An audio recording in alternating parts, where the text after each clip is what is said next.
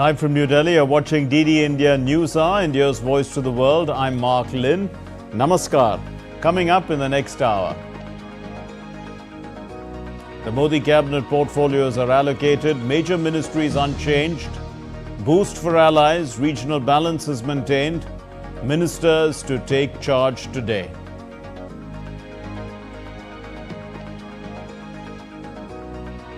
BRICS Foreign Ministers issue a joint statement. They express serious concern at continued conflicts in the Middle East and North Africa. They call for comprehensive reform of the United Nations Security Council.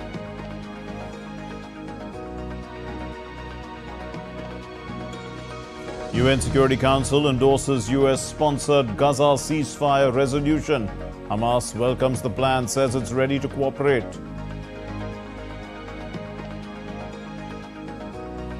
And in sports, Jannik Sinner makes history as he becomes the first Italian world number one in ATP rankings. The French Open champion Carlos Alcaraz also moves past Djokovic to the second spot.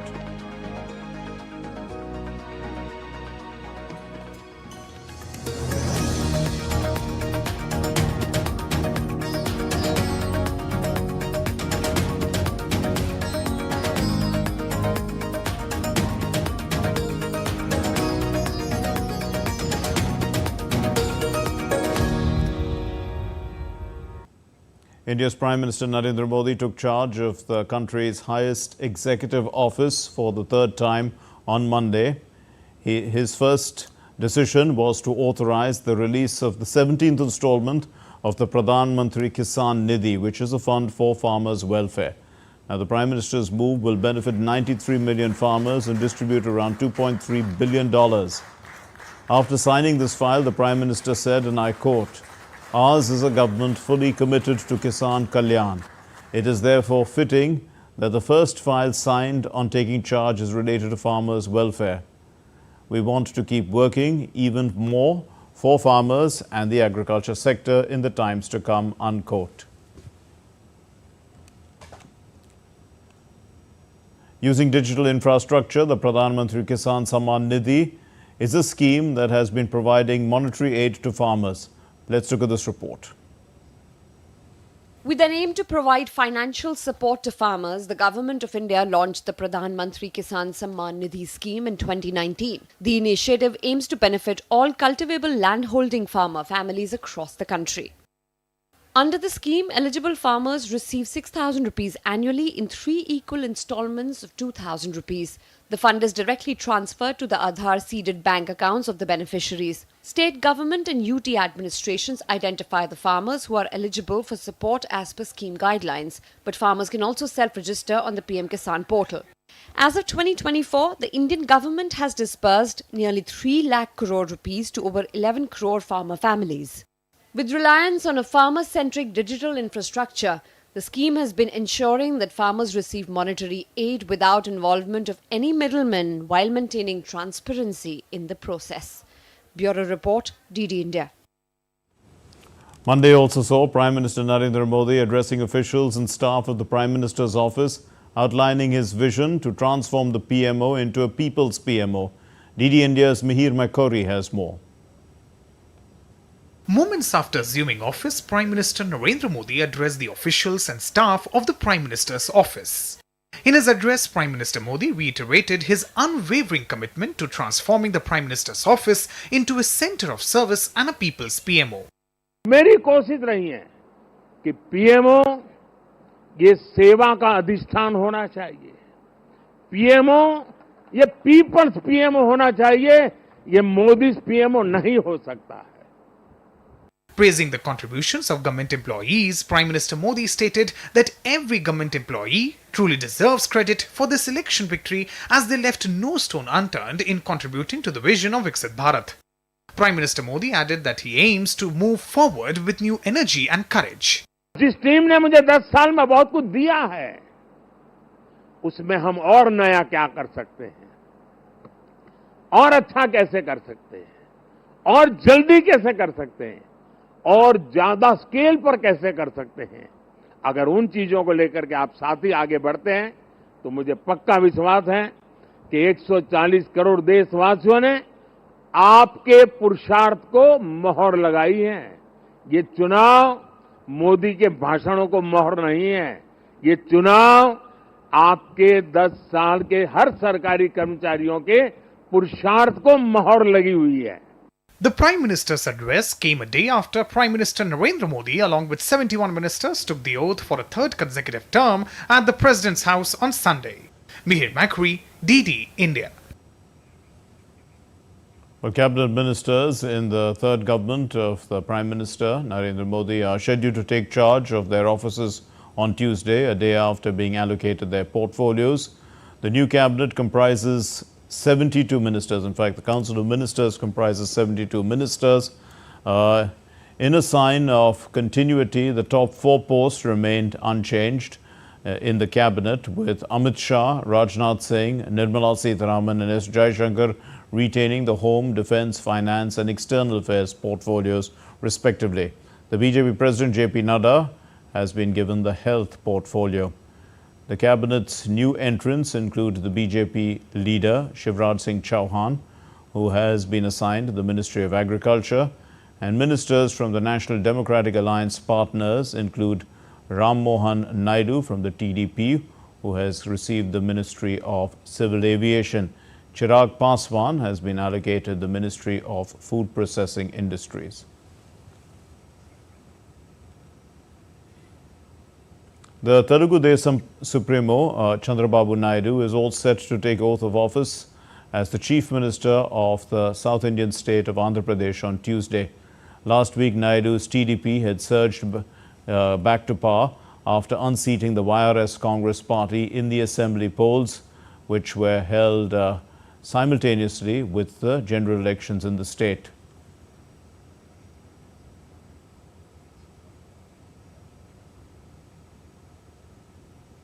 And Ravi Shankar is now joining us from Guntur in Andhra Pradesh with more on this story. Well, Ravi Shankar, tell us a little more about the preparations for the swearing-in ceremony of the Chief Minister Chandrababu Naidu. Yeah, good morning. Welcome to Andhra Pradesh. NDA with the JSP, TDP and BJP, it bagged the unexpected number of 164 in the past elections. Yeah, as the total number is 175, YCP it could only get not even 5% of the total assembly constituencies. If you can see the Lok Sabha constituencies, it also TDP bagged 16 and the JSP 3 as well as BJP got only 2 MP, this one in Andhra Pradesh. With these numbers, today TDP legislative party meeting is going to happen in Vijayawada, in which Janasena party and BJP also participating. And in this meeting, Chandrababu Naidu will be elected as the leader of the house. And post that meeting, this delegation will lead to Raj Bhavan and they may meet Abdul Nazir, who is the governor. And they are going to submit the resolution claiming that CBN is the leader of the house. And hopefully tomorrow by 11 o'clock at Gannavaram, this swearing-in ceremony is going to happen. And PM Modi is obviously going to attend that meeting. And the oath-taking ceremony will take place at Kisarapalli, which is near Gannavaram. And this is the thing. And unexpected numbers, so we can say 164. Always Jagan Reddy used to claim, why not 175? But the numbers, it become contrast. And the numbers of TDP, JSP, BJP alliance become 164, which is going to make today's meeting. Right, and it's going to be a coalition government with the JSP. So, are we likely to see, key names from the JSP also in the government? Yeah, hopefully. Obviously, JSP, it's with Pawan Kalyan, and he may offer the deputy CM, hopefully. And number 2 is Nadandla Manohar in JSP, and obviously he may also get a portfolio. Now, some of the issues that the election was fought on. There was this issue about the capital. Now it's going to firmly be back with Amravati. Yes. That is the one and only issue which make the numbers completely contrastly. Because as Jagan Reddy is claiming that there are 3 capitals in IAP and Amravati will not be the one and only capital. People just got against that, and that is the one and only matter which make the magic number 164 out of 175. So further development now of Amravati will continue. during perhaps the tenure of Jagan Mohan Reddy, there was more development taking place in Vijayawada and Visakhapatnam, in some of these areas which are also important cities.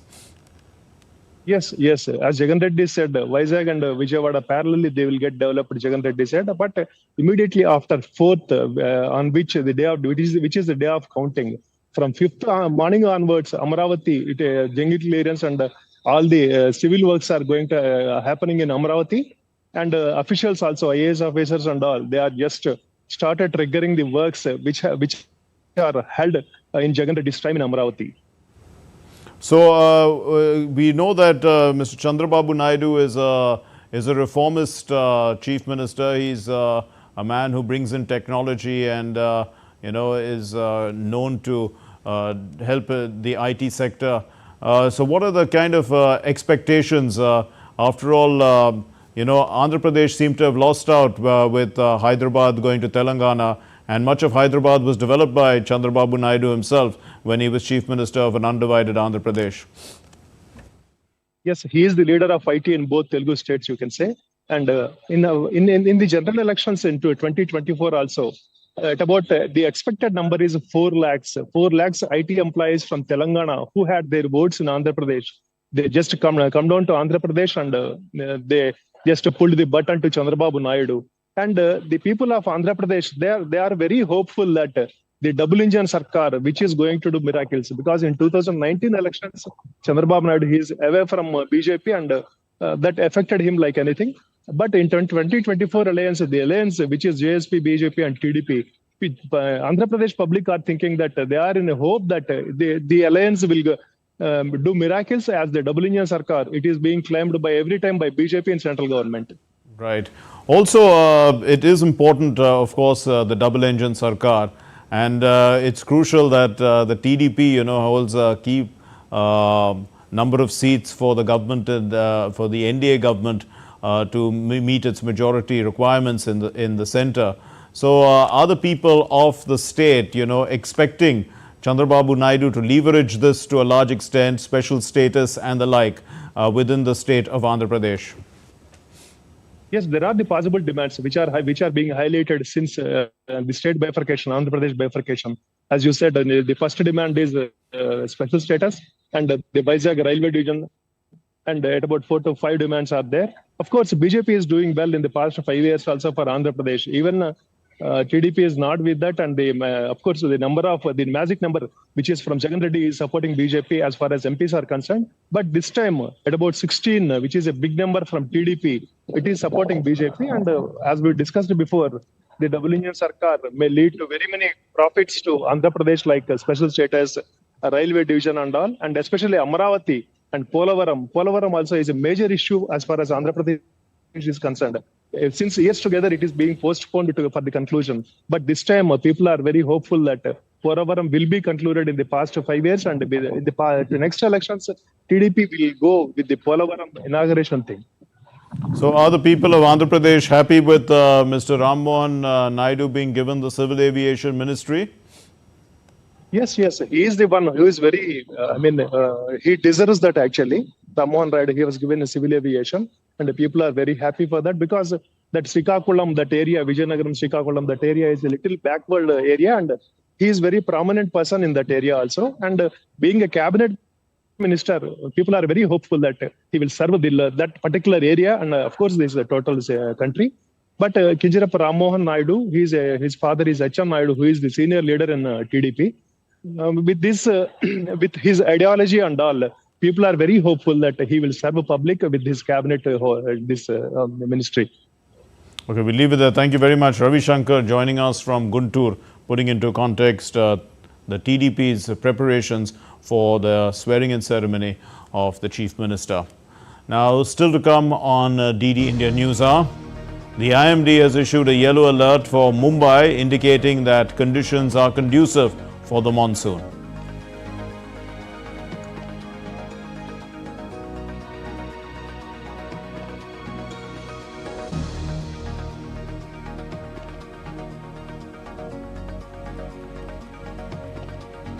Aditya L1 captures images of the sun using remote sensing payloads.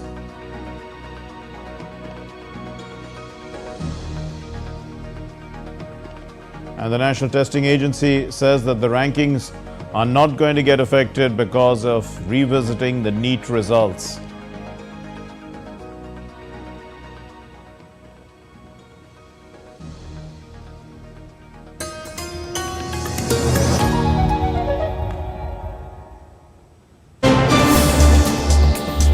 Voice of a rising aspirational world.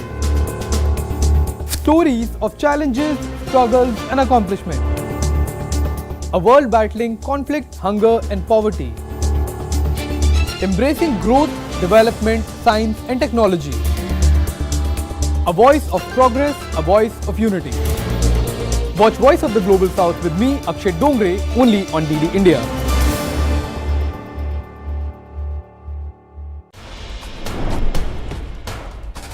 Wherever news breaks, whatever it takes. Connecting corners, cutting across continents. Stories that matter from across the globe.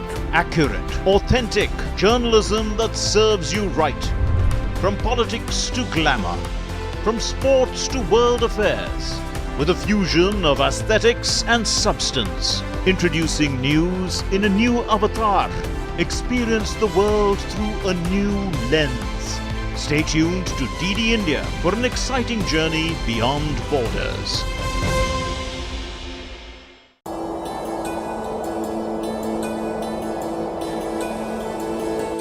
गर फिरदौस बर्रुए ज़मी अस्त हमी अस्तो हमी अस्तो हमी अस्त Jammu and Kashmir, nature's finest works.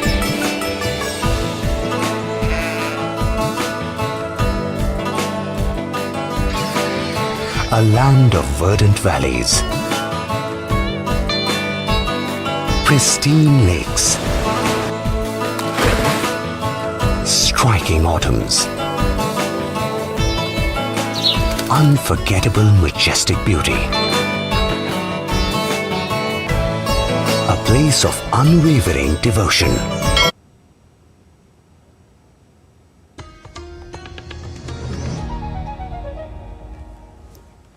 You're watching DD India News Hour. I'm Mark Lynn. Now, India's maiden solar mission Aditya L1 has captured images of the sun using its remote sensing payloads on board during the solar storm that occurred last month, capturing dynamic images of activities inside the Earth's nearest star. Now, these images will assist astrophysicists in studying solar flares, their energy distribution and sunspots. It will help in understanding and predicting space weather while monitoring solar activity and UV radiation.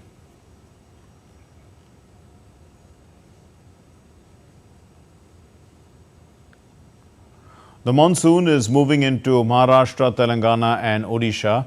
The India Meteorological Department has predicted heavy to very heavy rainfall over Maharashtra and coastal and north interior Karnataka in the coming week. The Met Department has issued a yellow alert for Mumbai, indicating that conditions are conducive for the monsoon to arrive in the city. On the other hand, heat wave conditions are prevailing over northwest India starting from today. The heat wave conditions are likely to persist over the east and central East India, Uttar Pradesh and northeast Madhya Pradesh throughout the week. Delhi too is bracing for dust storms and thunderstorms. Temperatures could reach a sweltering 42 degrees Celsius. The city is expecting some rain as humidity levels are high.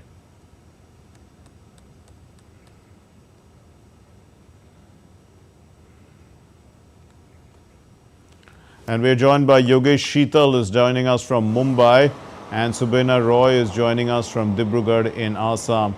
Yogesh, so the yellow alert for Mumbai, have the rains already started coming down in Mumbai, and how is the city preparing for the monsoons?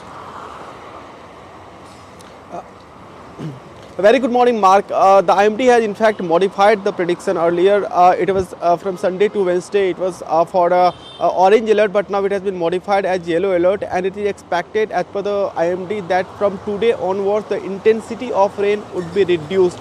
So you can say that it would be a big, a bit relief for the Mumbaikars, because recently we had seen some areas of Mumbai, particularly Andheri and other low-lying areas like Bandra, Kurla, Matunga, the low-lying areas, basically a bit waterlogging was reported from those areas. However, the BMC and also the other agency like Mumbai Police, MMRDA, these agencies are already working, and they have already geared up understanding the situation, because the Mumbai, this is not the first time Mumbai has been witnessing heavy rainfall since years. So this time the agencies are completely on standby, and so far as the situation are in control.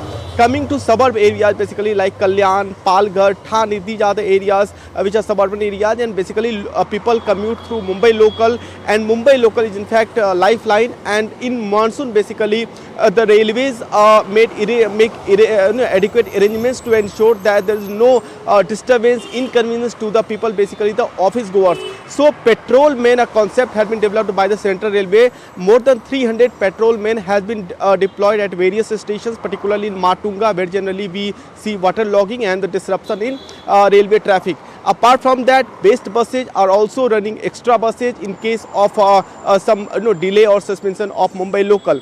Coming to broader Maharashtra like Vidarbha, like Marathwada, a good amount of rainfall has been recorded in different pockets of Vidarbha like Nagpur, Chandrapur, Yavatmal, Amravati, and the similar situation is also in Maharashtra, in northern Maharashtra and Konkan. Coming to particularly Konkan region, where the IMD has warned the fishermen not to venture into the sea, understanding, given the fact that situation may worsen because of the Konkan, the Konkan region basically receives heavy to heavy rainfall, extremely heavy rainfall, and recently we had also seen that IMD had issued a red alert for Sindhudurg. So they have also been advised, and you can say overall situation in Maharashtra, overall all pockets of Maharashtra are normal as of now. Back to you. Subina, so in Assam the flood situation has been improving. So to what extent are there concerns even today? Yeah, good morning, Mark. The situation in Assam has improved, like since it has been hot and humid for the past few days. So that's why the situation has improved, but still over 22,000 people are still affected, and 487 people are still living in relief camps. So yesterday, there were 5 relief camps were set up, like 2 relief camps and 3 relief distribution centers were set up to provide relief items, while 6 districts continue to remain affected. So it's mostly the southern districts of Assam which are affected, like Kachar, Morigao, Hailakandi, Karbi Anglong West, Nagaon. So these are the districts which are mostly affected. And talking broadly about the weather, the IMD has issued alerts for like heavy to very heavy rainfall in Assam, Arunachal Pradesh, Mizoram, Tripura, and sub-Himalayan West Bengal. And as you can see, the climate, the temperature is hot and humid, and it is likely to rain again here in Assam and the northeastern. And when we talk about the death toll, yesterday no death was reported, and as of now, in the first wave of floods, 25 lives have been lost. So this is the situation right now. Right. Okay, we'll leave it there. Thank you very much, Subina Roy, as well as Yogesh Seetal. Thank you for joining us this morning. Now, let's take a look at other stories making the news.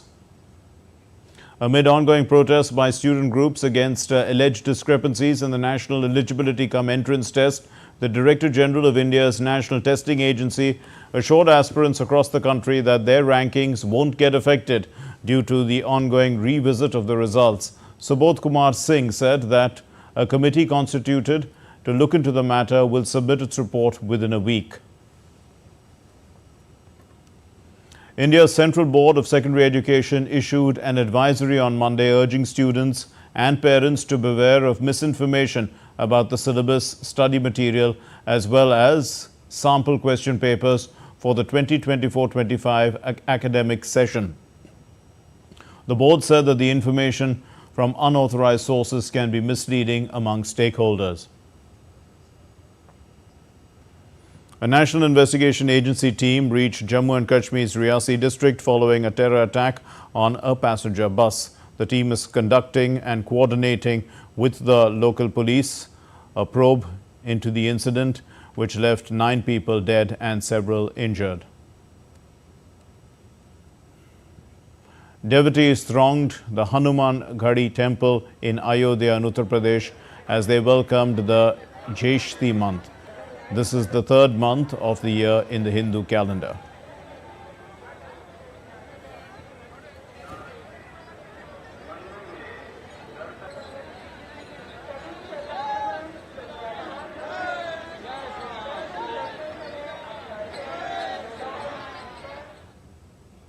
Okay, still to come here on DD India News Hour. A massive fire erupts at a 4-story apartment building in Miami. Baltimore Port Key Channel reopens after bridge collapse. And colorful pianos at New York's Fosun Plaza aim to help heal through art.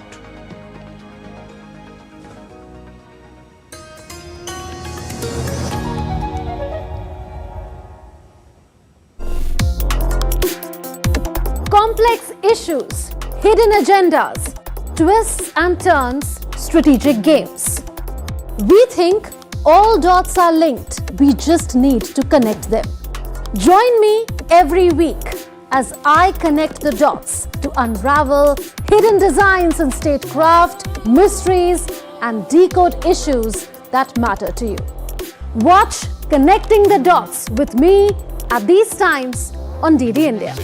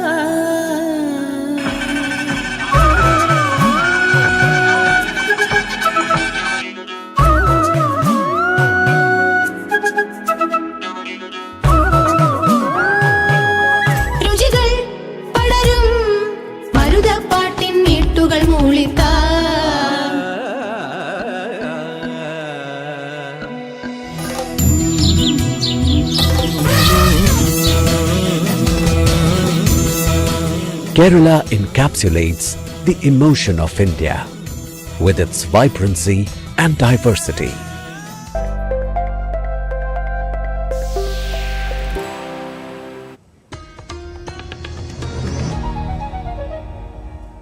You're watching DD India News Hour. I'm Mark Lynn.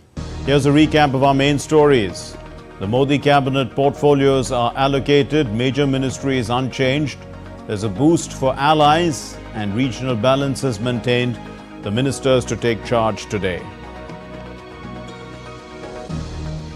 BRICS Foreign Ministers issue a joint statement. They express serious concern at continued conflicts in the Middle East and North Africa.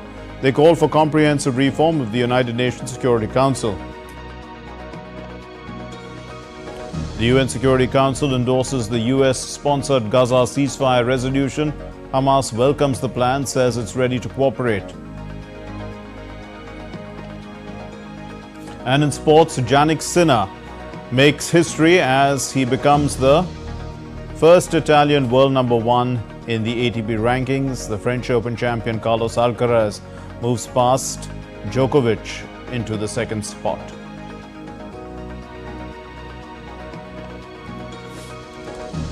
Chaos erupted in the Israeli parliament as legislators moved ahead with a controversial bill on conscripting ultra-Orthodox Jewish students into the military.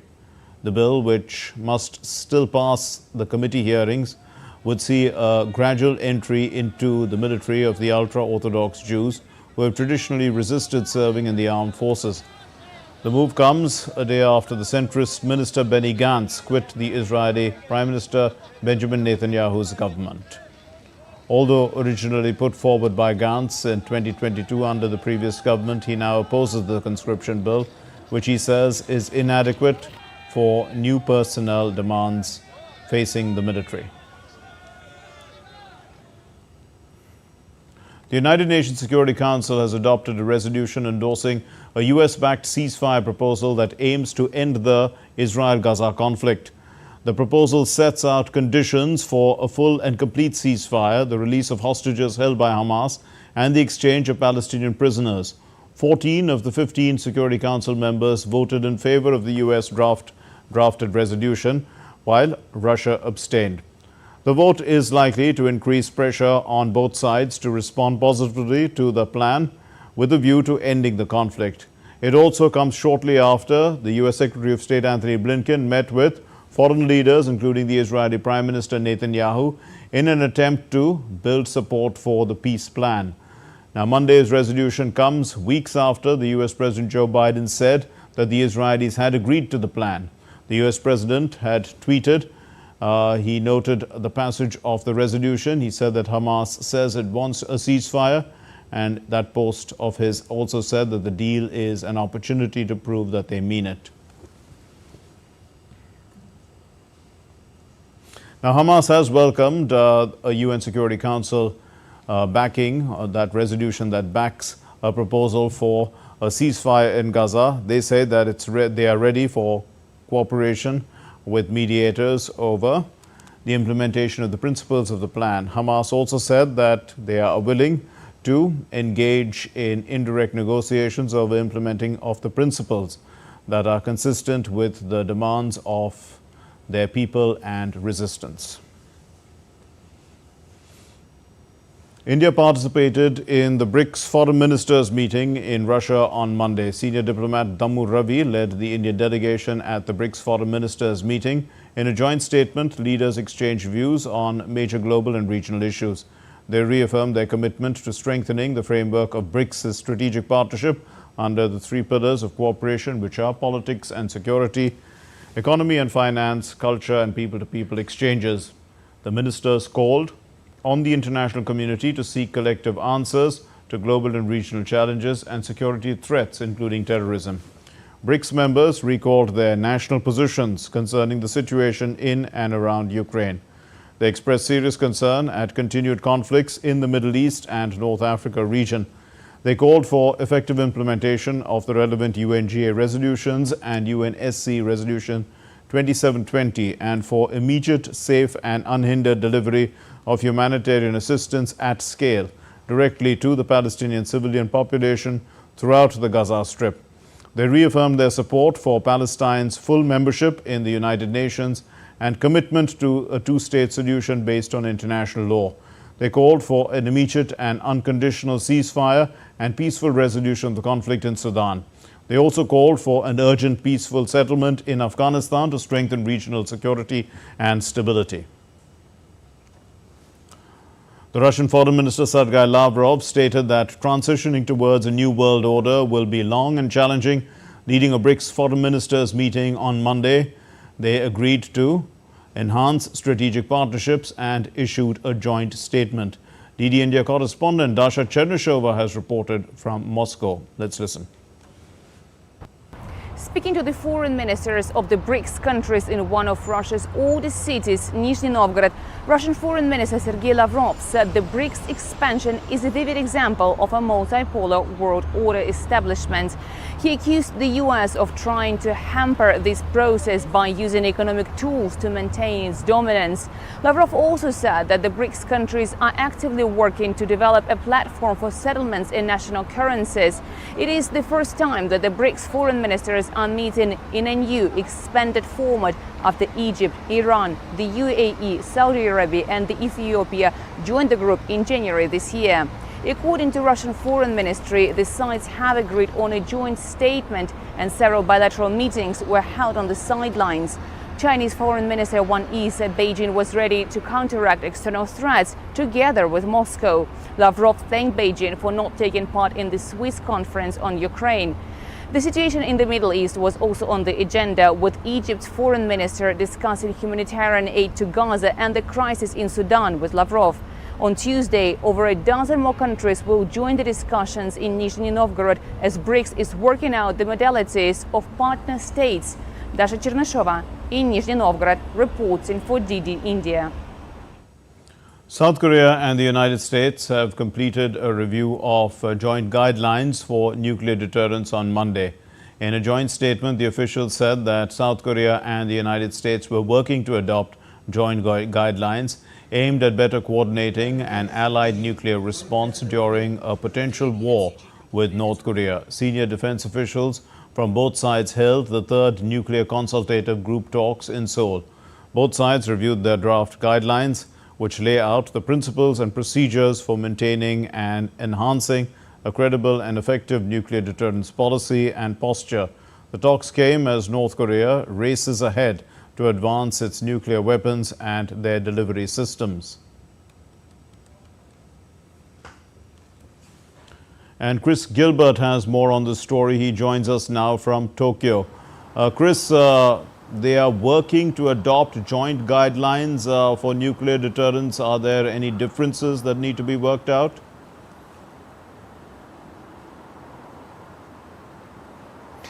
Yeah, there is quite jargony language to sift through coming from this meeting, and it's been reasonably short on details. But to get straight to your question, there are probably fewer differences between the administrations of South Korea and the US than ever before, especially fewer than under the preceding government of Moon Jae-in. Yoon Suk-yeol, the current leader, is far more likely to fight fire with North Korea. Much more assertive, much to Washington's liking. And, the word nuclear has been bandied about a lot, in this conversation in particular, with the consultative group looking at extended deterrence against North Korea's nuclear program. And what that effectively means is the use of America's nuclear program to defend its allies using the full capacity of the American military. That is something that they have agreed on, as well as the broad architecture for future talks, the architecture for how these two countries are going to work together on bilateral exercises throughout this year and in future years, and an understanding that South Korean troops will be involved in any contingencies as well, remembering that there are 28,500 US troops also stationed in South Korea. So to return to your question, again, it does seem as though there are very few differences to work out. It's simply a matter of processes and procedure, so everyone's on the same page. Indeed, Chris. Also, how has the North been viewing these developments? Are they likely to increase their threat levels?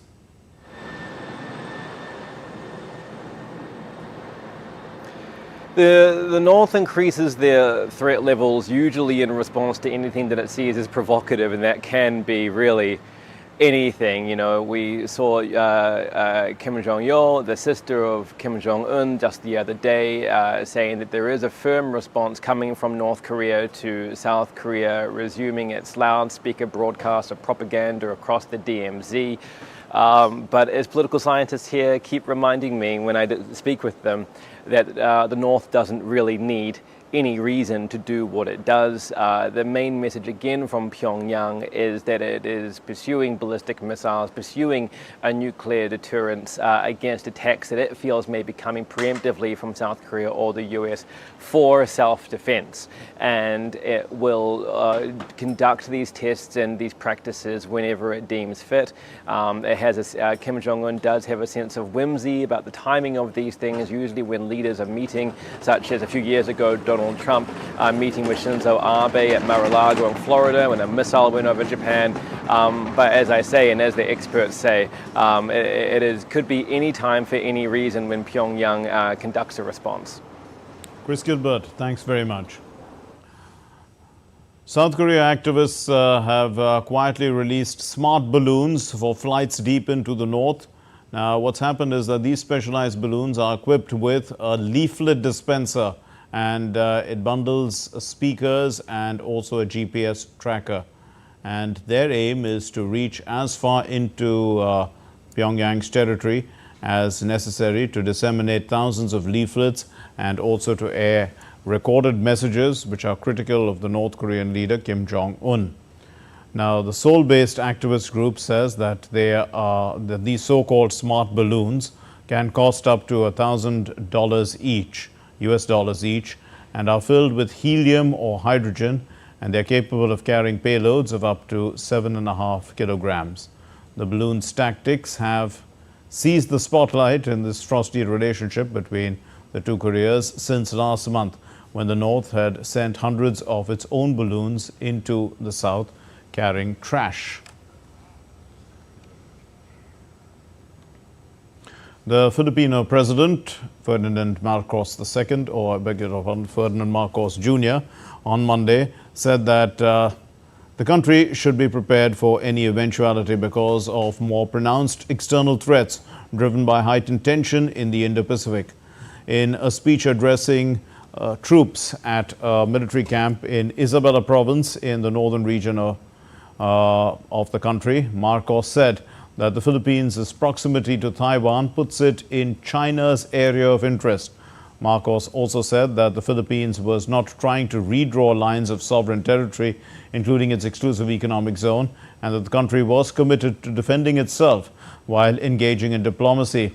His remarks were shared by the presidential palace on Tuesday. French politicians from the left and the right are scrambling to organize their campaigns for the snap general elections, which are going to take place in less than 3 weeks. So President Emmanuel Macron called these lightning elections after a disastrous performance of his party in the European Union's parliamentary elections. DD India's Ross Cullen reports. The French president has taken a huge gamble in calling this snap general election, taking place in just 19 days' time now on the 30th of June. He is hoping that his party, Renaissance, can claw back some of the seats that it lost in the last general election just 2 years ago in 2022. But all eyes will be on the performance of the far-right party, the National Rally. The polls were correct in terms of their performance on Sunday the 9th of June in the European Union's parliamentary elections. The polls said they would get around 30%, and they did that, getting 31% and landing the greatest number of seats to be sent by France to the European Union Parliament in Brussels. The surveys that will be coming out in the coming days, polling the French electorate for who they are going to vote for and why, we'll be paying close attention to those, because they will be able to say if the National Rally has cut through at a domestic level in the way that it cut through in the European Union election campaign. Emmanuel Macron has a lot on his plate internationally. He is trying to drive the accession talks for Ukraine to join the European Union as quickly as possible.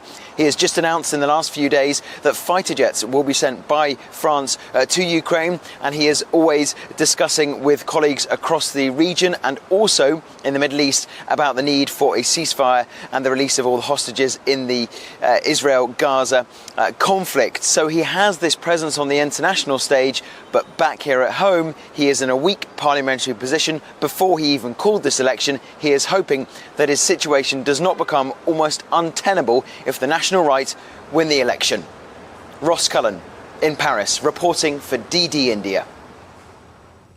The UK's governing Conservative Party is expected to reveal its election manifesto later on Tuesday. The Prime Minister Rishi Sunak hopes that it's going to begin a turn of the tide ahead of the July 4th election, with polling continuing to suggest that the Conservatives are going to be crushed by Labour.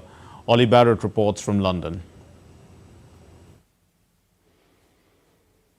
It's been a very difficult week or so for the UK Prime Minister Rishi Sunak after a controversy about him leaving D-Day commemorations in France early and having to apologise for that. So he will hope that the release of the Conservative Party's manifesto can begin to regain some momentum in the election campaign ahead of the vote on July the 4th. Expect commitments in the manifesto on issues ranging from the economy to healthcare, to immigration. The government's Rwanda plan will be in there, you would expect, as one of the pledges that the party will be making to the electorate. Now, the Labour Party doesn't release its manifesto until later in the week. Labour say that the Conservatives' manifesto is going to have all sorts of unfunded promises in it. The Labour Party are describing the Conservatives' manifesto and its launch as the biggest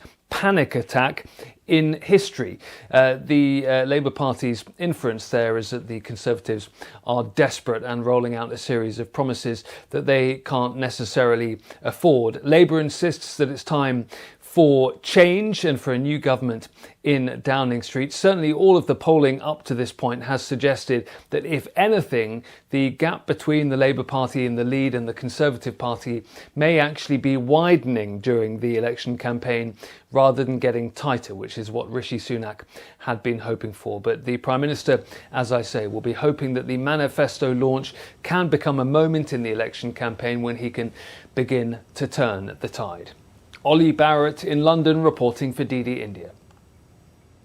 A massive fire erupted on Monday at a 4-story building in Miami. Authorities responded to the fire and they discovered that a man with a gunshot wound was also found, but it may not have been related to the fire. And at least 40 people were rescued. 3 firefighters and 1 resident of the building were taken to the hospital. U.S. federal agencies said on Monday that they had restored full access for commercial maritime transit through the port of Baltimore after the removal of 50,000 tons of debris from a March 26 collapse of the Key Bridge. The U.S. Army Corps of Engineers said in a survey on Monday they certified the riverbed was safe and the fully operational channel will allow two-way traffic. The cargo ship Dali had crashed into the Francis Scott Key Bridge in Baltimore, killing 6 people, paralyzing a major transportation artery of the U.S.'s northeast. Malawi's President Lazarus Chakwera said late on Monday that he had ordered a search and rescue operation to continue until a plane carrying the Vice President Solos Klaus Chilma was found. An aircraft carrying the Vice President and 9 others went missing after losing contact with aviation authorities en route to Mzuzu early on Monday. MDF soldiers are still on the ground carrying out the search, and I have given strict orders that the operation should continue until the plane is found. More stories from around the world now. Singapore Airlines on Tuesday offered a compensation to passengers who were on board a flight last month that encountered severe turbulence. The incident left 1 person dead and dozens injured.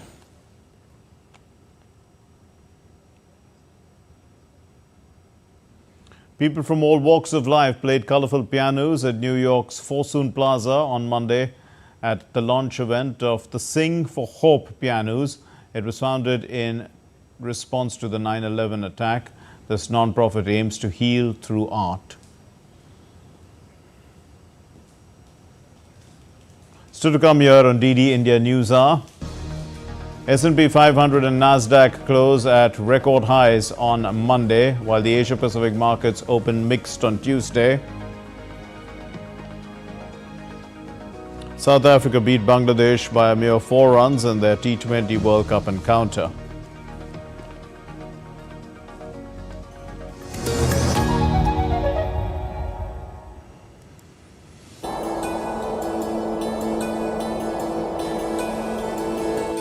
गर फिरदौस बर्रुए ज़मी अस्त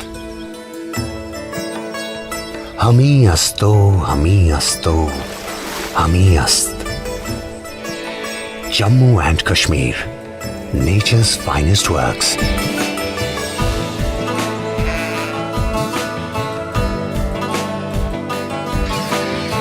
a land of verdant valleys, pristine lakes,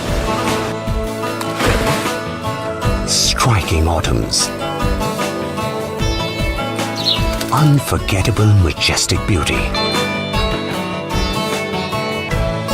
A place of unwavering devotion,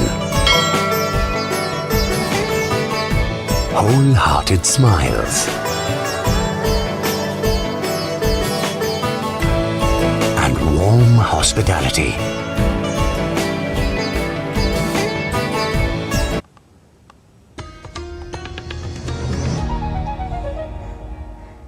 You're watching DD India News Hour. I'm Mark Lind. Let's get you the business news now. The S&P 500 and Nasdaq closed at record highs on Monday. The S&P 500 gained 13.8 points to 5,360.79 and the Nasdaq Composite added 59.40 points to 17,192.53. The Consumer Price Index report for May is due on Wednesday, along with the conclusion of the Fed's two-day policy meeting. The Asia-Pacific markets opened with mixed sentiment on Tuesday as investors await the Federal Reserve's rate cuts. Japan's Nikkei rose 0.57%, while the South Korean Kospi was up 0.1% in early trade. And the tech giant Apple has unveiled its AI strategy at its annual conference on Monday.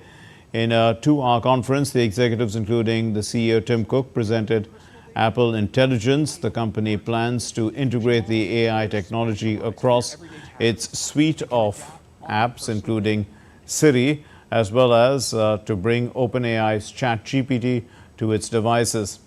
The move aims to reinvigorate iPhone sales as customers look to upgrade and gain an edge over the rival Microsoft. You're watching DD India News Hour. Time for the sports news. And Jannik Sinner has created history on Monday and he's become the world #1. The first Italian to do so in the PIF ATP rankings.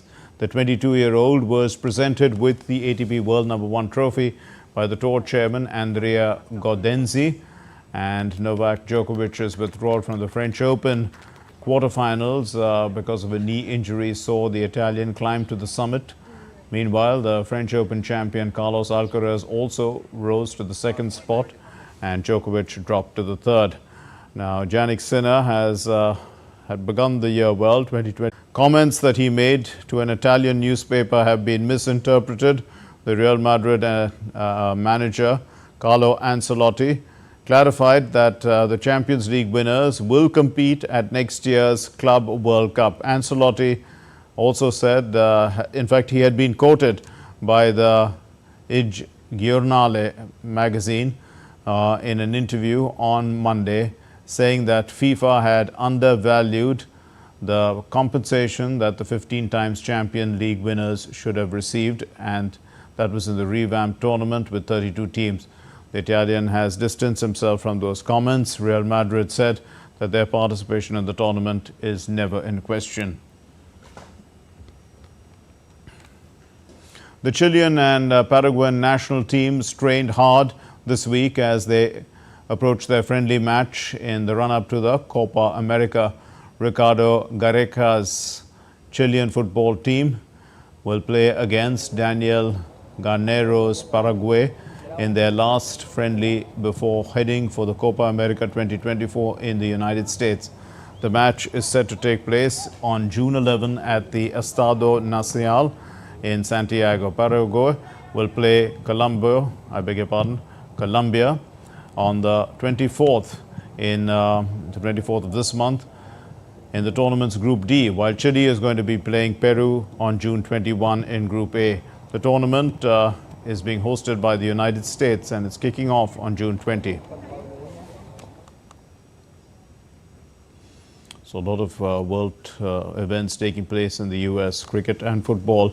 Well, that's all we have in this edition of DD India News Hour, but let's know your thoughts on the news of the day. For those of you on the go, you can get the latest news and updates from India and across the world on the DD India mobile app. The app is available on both Android and iOS platforms. Scan the QR code and download it. We'll be back with more news as it breaks here on DD India. I'm Mark Lynn. From all of us here in Delhi, thank you very much for watching DD India News Hour. Namaskar.